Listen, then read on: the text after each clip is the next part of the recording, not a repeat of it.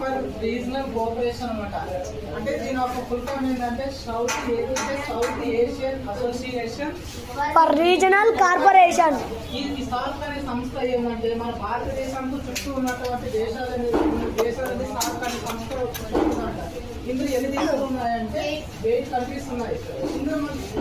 ఇందులో ఈ సంస్థ ఉన్నటువంటి సంస్థలు మనకు అర్థం కావాలంటే మనం దీనికి చిన్న సింపుల్ ఏంటంటే మనం ట్రిక్స్ ఫాలో అవుతాం అనమాట. ఆ ట్రిక్స్ ఏంటంటే మీకు ఈజీగా అర్థం అవడానికి నేను ఇచ్చే ట్రిక్స్ ఏంటంటే కోడ్ దానికి కోడ్ వచ్చేసి ఎంబీబీఎస్ ఫైన్ అనే ఈ కోడ్ ఎప్పుడైతే మీకు మైండ్లో రన్ అవుతుందో అప్పుడు ఈ ఎంబీబీఎస్ ఫైన్ ఎప్పుడైతే మీకు ఆటోమేటిక్ వస్తుందో అప్పుడు దీంట్లో ఉన్నటువంటి కంట్రీస్ అనేది మీకు ఈజీగా పెట్టుకోవడానికి నేను కోడ్ చెప్తున్నాను అనమాట. ఎంబీబీఎస్ లో ఈ సంస్థ ఉన్నటువంటి 8 దేశాలు ఉన్నాయి కదా, ఇది మీకు ఈజీగా అర్థం అవ్వాలంటే ఫస్ట్ మనం చూద్దాం. చూడ ధన్విస్రా అది మనం అడుగుతాం. ఇప్పుడు ఇందులో ఉన్నటువంటి ఎన్ని సంస్థలు ఉన్నాయని చెప్తున్నాం. 8 మీకు ఈజీగా గుర్తుండడానికి నేను సింపుల్గా కోడ్ చెప్తున్నా.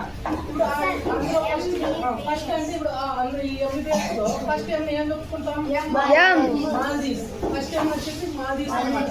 తర్వాత మనం ఇంకోటి ఏంటంటే సెకండ్ వచ్చేసి బంగ్లాదేశ్. తర్వాత సెకండ్ భూటాన్ కదా. ఇప్పుడు ఇక్కడ 4 వచ్చేసినాయా? మొత్తం 8 కంట్రీస్ కదా. 8 కంట్రీస్ లో మనకి ఆల్రెడీ మనం డాక్టర్ చదవాలంటే ఏం చేసి ఉండాలంటే ఎంబీబీఎస్ చదివి ఉండాలని అంటారు కదా. ఆ ఎంబీబీఎస్ కూడా మనం 4 దేశాలు గుర్తు పెట్టుకున్నాం సార్. ఇంకో దేశం శ్రీలంక సార్. ఇంకో దేశం ఏంటంటే శ్రీలంక. ఎస్ అంటే శ్రీలంక అనమాట. పి అంటే పాకిస్తాన్. ఐ అంటే ఇండియా. నేపాల్.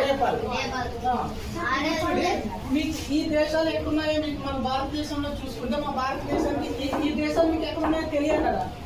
ఇప్పుడు తెలియాలంటే మీకు మ్యాప్ వేస్తా, మ్యాప్ వేసి చూపిస్తా ఈ మొత్తం ఉన్నటువంటి దేశాలు ఎక్కడ